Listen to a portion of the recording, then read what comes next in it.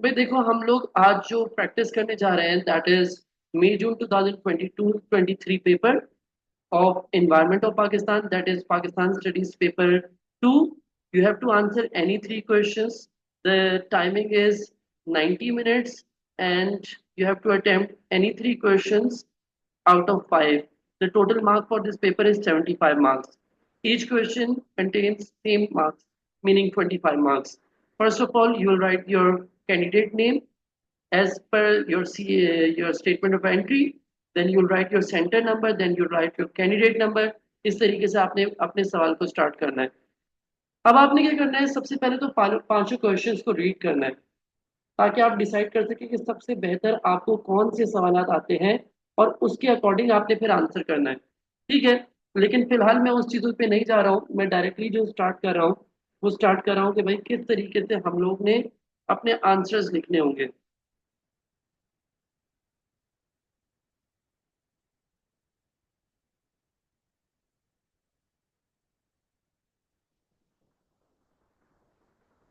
सबसे पहले सवाल से स्टार्ट कर रहे हैं हम लोग और कोशिश करेंगे कि सारे सवाल अटेम्प्ट कर पाए हम. ठीक है जी. सबसे पहले हमें दिया हुआ है एक मैप जिसको फिगर 1.1 कहा गया है. अब वो कह रहे हैं कि इधर आपने सही जगह पे लेबल करना है. अफगानिस्तान का है, इंडिया और ईरान को. हमें मालूम है कि Afghanistan is on the western side of Pakistan, तो अफगानिस्तान हम कुछ यहाँ पे लिख देंगे. ठीक है.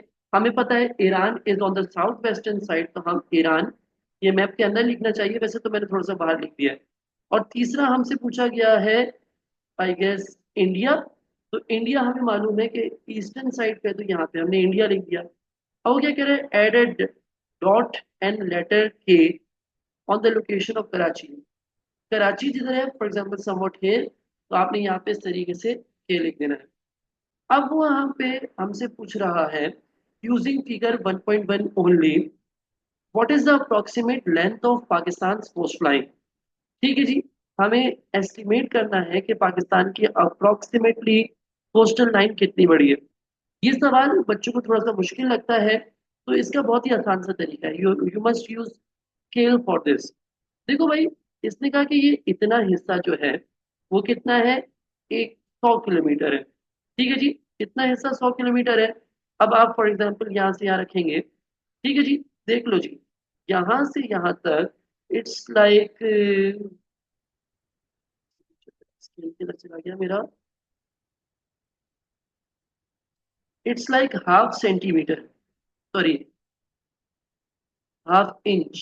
थोड़ा सा समझो, ये जो चार छोटे डॉट्स है, एक दो तीन, तीन डॉट्स के बराबर जो है वो कितना है, 100 किलोमीटर है. ठीक है जी. ये जो तीन डॉट्स आ रहे हैं इसके बराबर कितना है, 100 किलोमीटर है. अब आप यहाँ से रखेंगे स्केल और आप देखेंगे कितने डॉट्स आ रहे हैं. ठीक है जी. ये एक एंड पे रखा मैंने और लास्ट एंड जो है वो हमारे पास ये वाला है. ठीक है जी. आपने गिना एक दो तीन यानी 100 किलोमीटर, एक दो तीन यानी कि 200 किलोमीटर, एक दो तीन यानी 300 किलोमीटर, एक दो तीन 400, ऐसे 500, 600, 700. और आप जब टोटल करेंगे इनको तो आपको पता चल जाएगा कि पाकिस्तान का कोस्टल एरिया कितना किलोमीटर जितना है. यानी कि यहाँ पे जो की टिप है ना वो बेसिकली ये है कि आपने स्केल को यूज करना है जो यहाँ पे है, और ये जितनी लेंथ यहाँ पे बन रही है उस हिसाब से आपने कैलकुलेट करना है. तो भाई यहाँ पे बनेगी अप्रोक्सीमेट लेंथ 1000 किलोमीटर की, क्योंकि मैंने पहले से किया हुआ है और मैं पढ़ाता भी रहता हूँ आपको फिशिंग चैप्टर में कि पाकिस्तान की जो कोस्टल एरिया है दैट इज अराउंड 1050 किलोमीटर. तो उसकी मदद से आप लोग कर लेंगे. अब वो क्या कह रहे हैं, name the river labelled X and Y on figure 1.1. भाई एक्स कौन सा रिवर है, हमें पता है ये हब डेल्टा है. ये जगह हब डेल्टा कहलाती है, तो ये हब रिवर है. और ये कौन सा रिवर है भाई, हमें पता है ये इंडस, झेलम, चेनाब, रावी और सतलज. इसको मैंने मैप्स वाली वीडियो के अंदर भी पूरा करवाया था. आपको एक जुमला भी याद कराया था, I just can not resist samosa. तो ये कौन सा है, ये रिवर रावी है. ठीक है जी. तो इस तरीके से आपने ये भी कर लिया. अब वो क्या कह रहे हैं, सजेस्ट. याद रखिएगा सजेस्ट में मार्क्स है, 4 पॉइंट्स पूछे हुए और 4 मार्क्स है. 4 पॉइंट्स पूछे हुए, 4 मार्क्स है. तो किस तरीके से होगा, एक पॉइंट का एक मार्क होगा। एक पॉइंट का एक मार्क है तो आपने डेवलप नहीं करना, आपने क्या करना है, सिर्फ आइडेंटिफाई करना है, लेकिन सेंटेंस पूरा बनाया जाएगा। रिवर की इंपॉर्टेंस क्या है भाई, रिवर हमें प्रोवाइड करते हैं वाटर। मैं पूरा जुमला नहीं बना रहा, मैं सिर्फ पॉइंट्स लिख रहा हूँ, आप पूरा जुमला बनाएंगे। वाटर फॉर डोमेस्टिक यूज, ठीक है जी, बहुत आसान है। Then we get water for industrial use, ठीक है जी। Then we get water for agriculture, farming के लिए हमें इरिगेशन के लिए वाटर मिलता है। Then we get production of HEP in dams, dams के अंदर, डैम्स रिवर पे बने होते हैं और इनके अंदर बिजली पैदा हो रही होती है। अब देखो यहाँ पे उसने कहा है कि भाई वो कराक्रम रेंजेस का कुछ पार्ट शो करा है इंसर्ट पे, लेकिन फिलहाल मैंने इंसर्ट पेपर नहीं खुला हुआ, तो हम इस सवाल को स्किप करेंगे, ठीक है जी। हाँ लेकिन हम लोग जनरल आइडिया करके सेकंड पार्ट को आंसर कर सकते हैं। कह रहा है explain two ways in which natural topography shown on figure 1.2 influence human activity, you should develop your answer. याद रखिएगा जहां पर भी लिखा हो you should develop your answer और एक्सप्लेन, तो एक पॉइंट के 2 मार्क्स होते हैं। इसको आप ऐसे भी पता कर सकते हैं कि 4 मार्क का सवाल है और 2 पॉइंट्स पूछे हुए हैं, तो एक पॉइंट के 2 मार्क्स ही होंगे। तो आपने क्या करना है, पॉइंट्स को एक्सप्लेन करना है। और एक्सप्लेन का मतलब डेवलप करना, डेवलपमेंट कैसे होते हैं, या तो हम रीजन बताते हैं या फिर हम रिजल्ट बताते हैं। देखो भाई कहा गया है कि explain two ways in which natural topography, जो कि एक पराक्रम माउंटेन की है, तो कह रहा है कि माउंटेनस टोपोग्राफी ह्यूमन एक्टिविटीज को कैसे इन्फ्लुएंस करती है। पॉजिटिव इन्फ्लुएंस भी बता सकते हैं, नेगेटिव इन्फ्लुएंस भी बता सकते हैं। तो देखो यहाँ पे आप ट्रेड वगैरह से रिलेट नहीं करोगे, क्योंकि ये लाइव्स ऑफ पीपल वाला सवाल है। ह्यूमन एक्टिविटी मतलब आपकी रोजमर्रा जिंदगी से रिलेट करना है, आपने ट्रेड या एक्सपोर्ट इंपोर्ट से इसको रिलेट नहीं करना। तो आप कह सकते हैं कि भाई ये जो है माउंटेन्स जो है वो एक तरीके से टूरिस्ट अट्रैक्शन है, और जब टूरिस्ट आते हैं तो यहाँ पे लोकल लोकल लोगों के लिए इनकम जनरेट हो जाती है।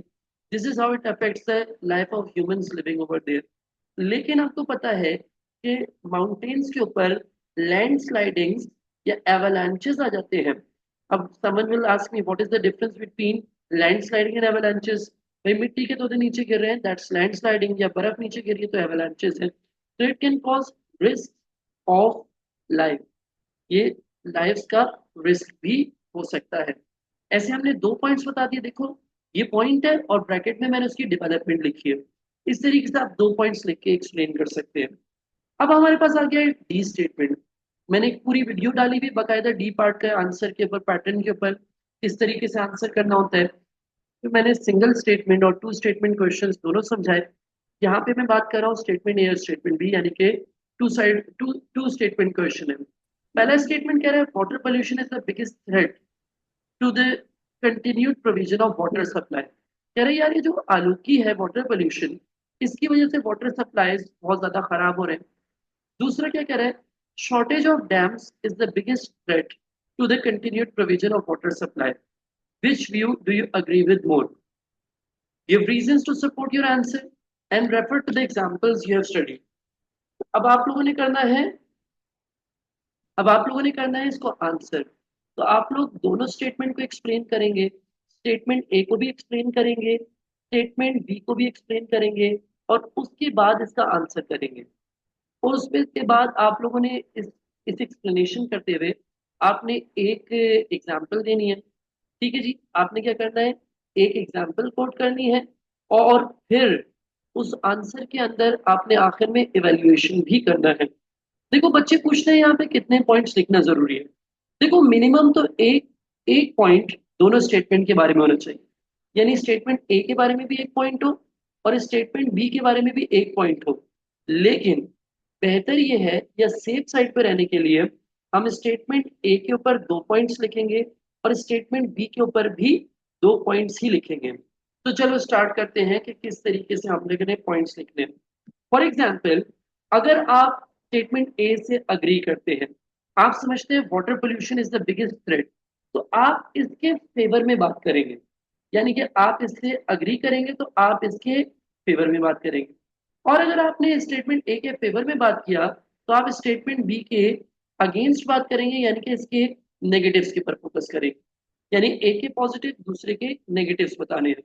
फॉर एग्जाम्पल अगर मैं वाटर पोल्यूशन की बात करूं तो मैं कहूंगा कि भाई वाटर पोल्यूशन जैसे कि फर्टिलाइजर्स जो है या फिर इंसेक्टिसाइड्स पेस्टिसाइड्स जो इस्तेमाल हो रहे हैं, ये रिवर्स के अंदर ड्रेन कर दिए जाते हैं। इससे क्या होता है, वाटर कंटेमिनेट हो जाता है, खराब हो जाता है। और ये एक बहुत बड़ा मसला है क्योंकि इसकी वजह से वाटर क्या हो जाता है, अनड्रिंकेबल हो जाता है। ठीक है जी।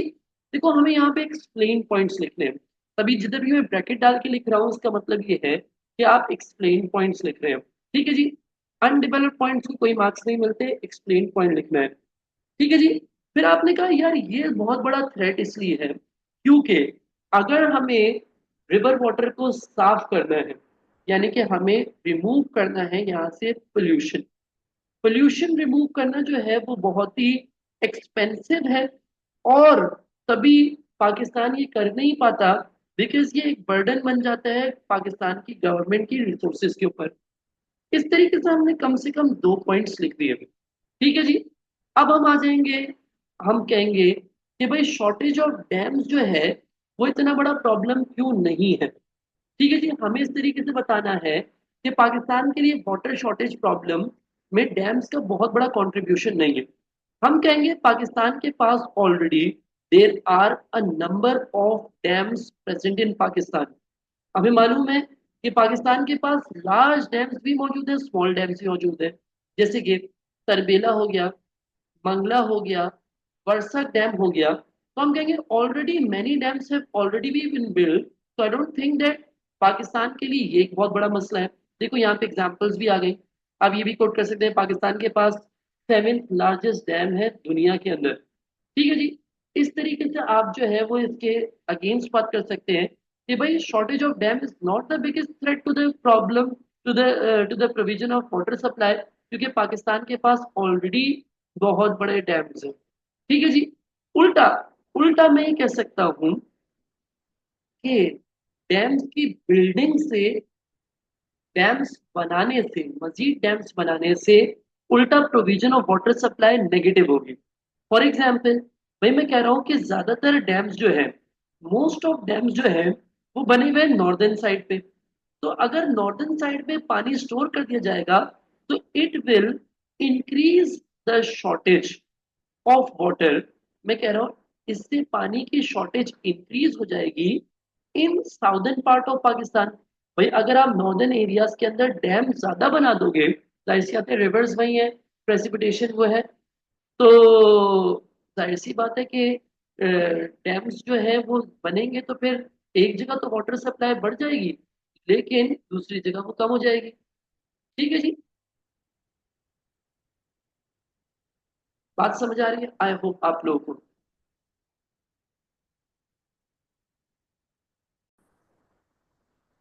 अब हम अपने क्वेश्चन नंबर 2 की तरफ मूव कर रहे हैं।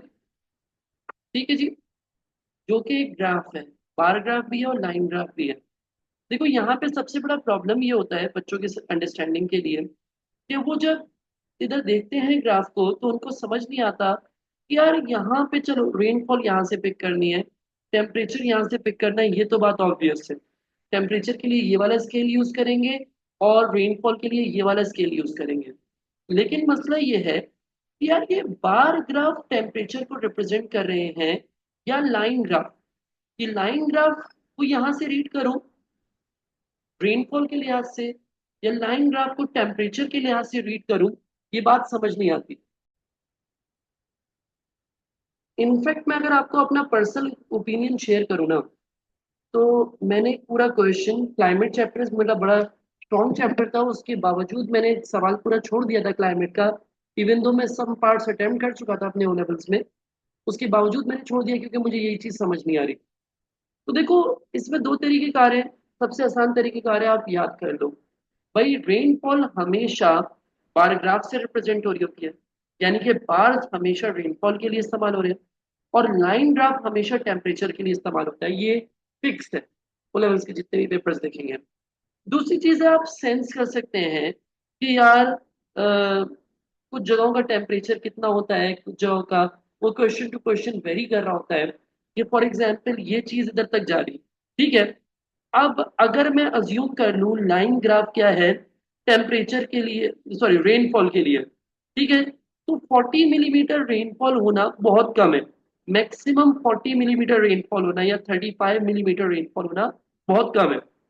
अच्छा, इसी तरीके से अगर मैं कहूँ कि यार बार ग्राफ जो है वो लेट सपोज टेम्परेचर के लिए, तो जून जुलाई के अंदर कहीं पे जीरो टेम्परेचर होना बहुत मुश्किल है। तो यहाँ पे हम कॉमन सेंस भी इस्तेमाल कर सकते हैं। एक तो कॉमन सेंस की बेसिस पे आंसर हो सकता है, और दूसरा ये आंसर हो सकता है एक फिक्स लॉ के तहत कि भाई टेम्परेचर हमेशा, रेनफॉल हमेशा बार ग्राफ से रिप्रेजेंट होती है और टेम्परेचर हमेशा लाइन ग्राफ से रिप्रेजेंट होता है। I hope that's clear. अब वो क्या कह रहा है, फिगर 2.1 को कंप्लीट करें और उधर टेम्परेचर 36 है और रेनफॉल जो है जुलाई के महीने में 5। तो हम क्या करेंगे, सिंपल है, जून और जुलाई, ये जुलाई का महीना है, इधर से हम आएंगे स्केल रीड करते हुए 1 2 3 4 5 6। हम यहाँ पे एक स्पॉट बनाएंगे, ठीक है जी। हम यहाँ पे क्या करेंगे, एक स्पॉट बनाएंगे और इसको इस तरीके से कंप्लीट कर देंगे, ठीक है जी। दूसरा रेनफॉल क्या है, 5 मिलीमीटर, ठीक है जी। अब रेनफॉल हमें किधर से पिक करनी है, इस स्केल से। भाई देखो, यहां से यहां तक 10 मिलीमीटर है, तो डेफिनेटली जो आधी है ये 5 मिलीमीटर होगी। तो हमने इधर स्केल रखते हुए क्या करना है, एक ग्राफ, एक बार ग्राफ बनाना है और उसको शेड कर देना है।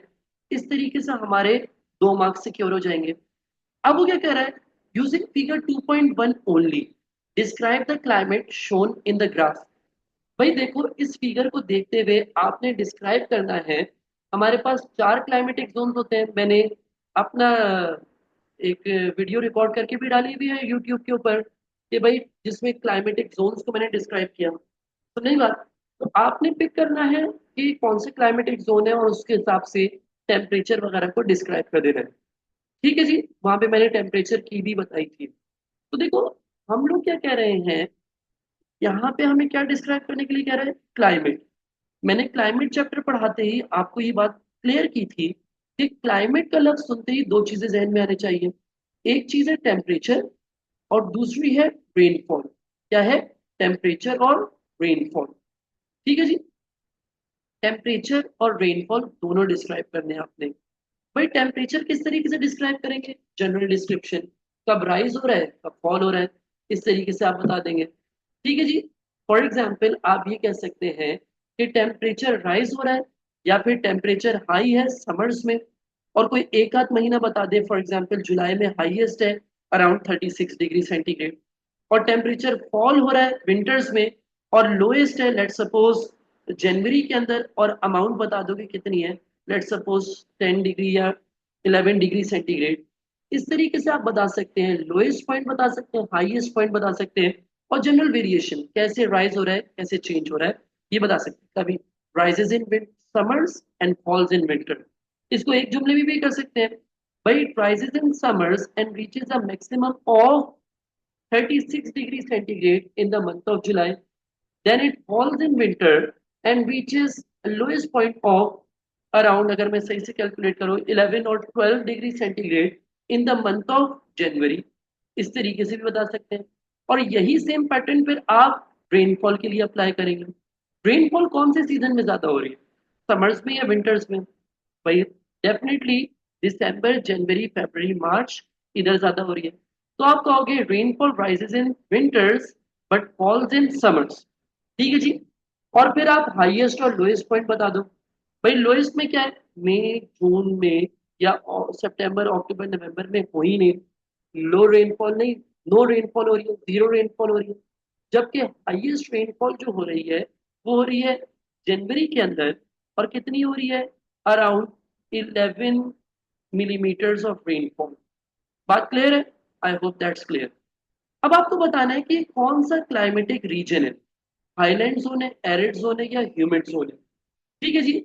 अब सोचो यार, टेम्परेचर इतना हाई हो रहा है 36 35 36 डिग्री सेंटीग्रेड, रेनफॉल हो ही नहीं, तो ये तो कोई डेजर्ट क्लाइमेट लग रहा है मुझे देखने से।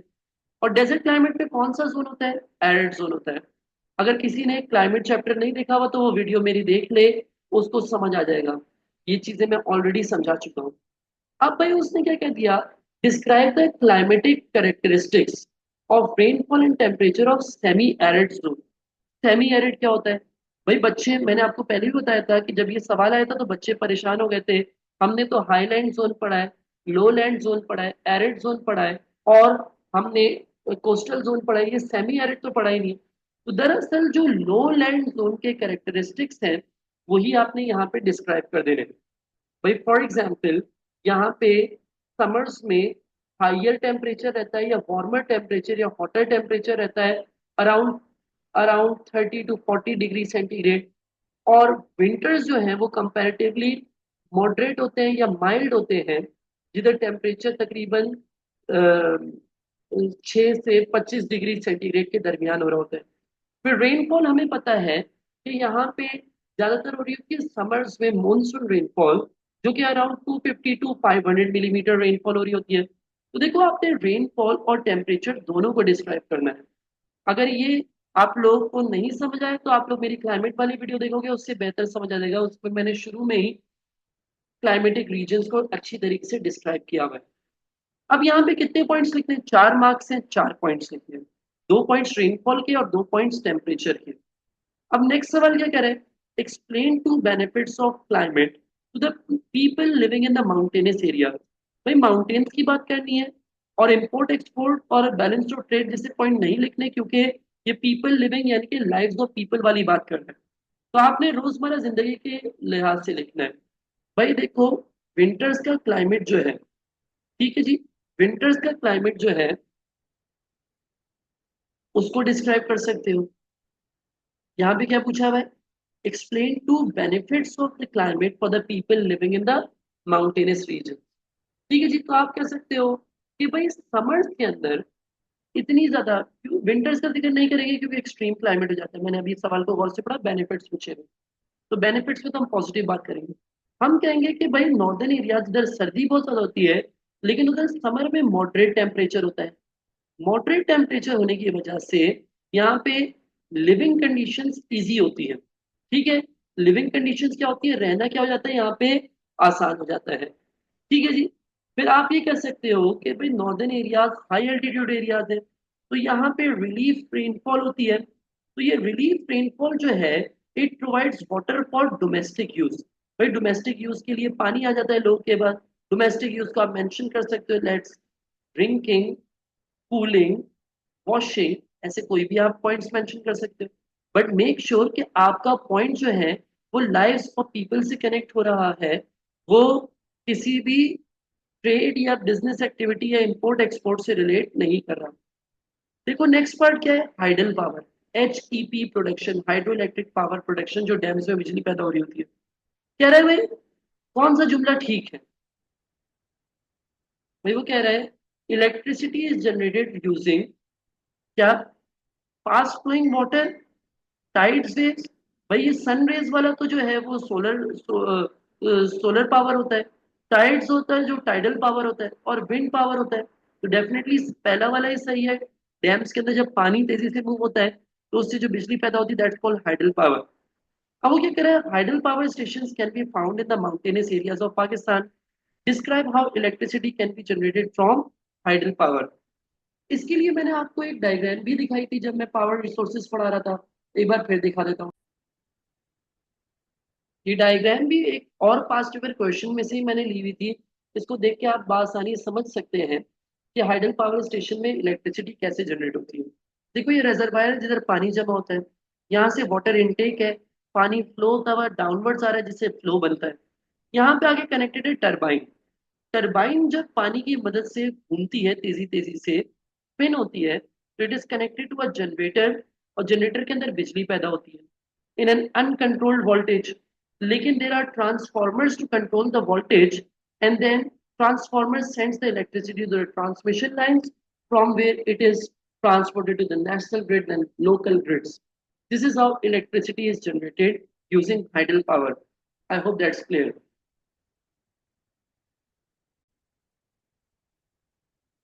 अब नेक्स्ट स्टेटमेंट है, नेक्स्ट पार्ट है डी पार्ट, जो कि सिंगल स्टेटमेंट वाला क्वेश्चन है। यहाँ दो बॉक्सेस नहीं बने हुए, यहाँ सिंगल बॉक्स है, लेकिन ये टू व्हाट एक्सटेंट वाला सवाल है, तो टू साइड आंसर ही लिखना होता है।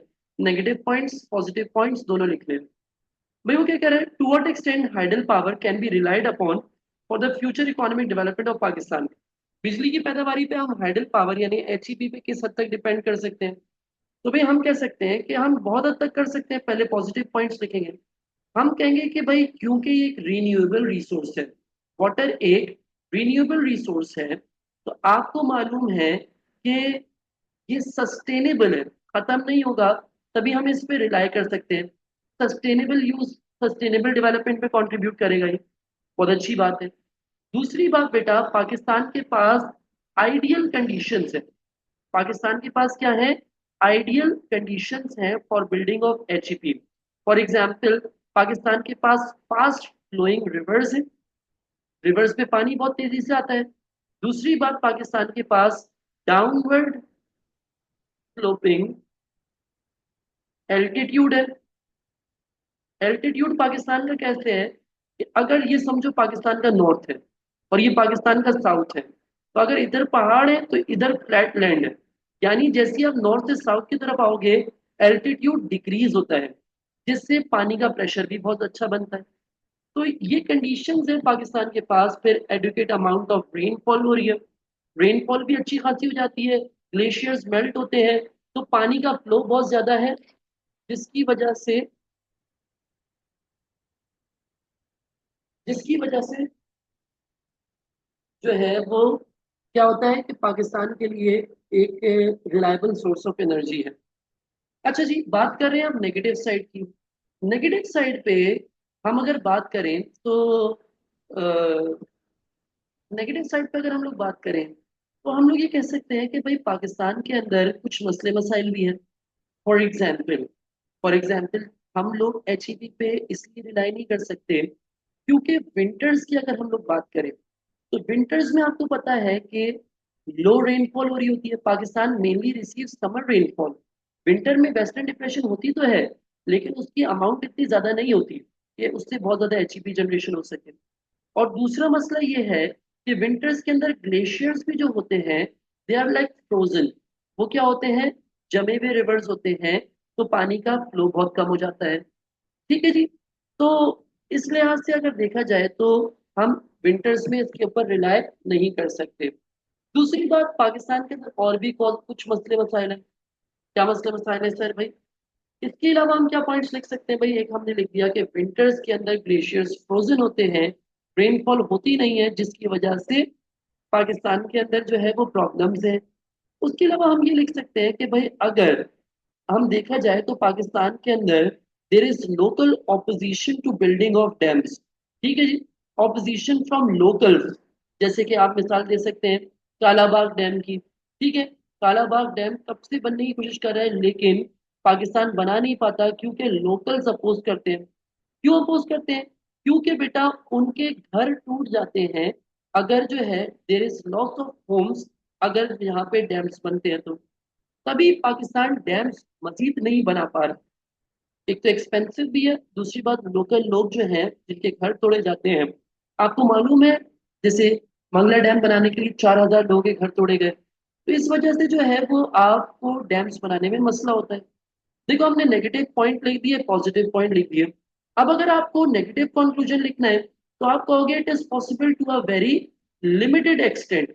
भाई डैम्स के ऊपर रिलाय हम बहुत कम हद तक, लिमिटेड एक्सटेंट तक रिलाय कर सकते हैं हाइडल पावर के ऊपर। और आपकी नजर में पॉजिटिव पॉइंट ज्यादा है, तो आप कहोगे we can rely on it to a greater extent या great extent. Is that clear?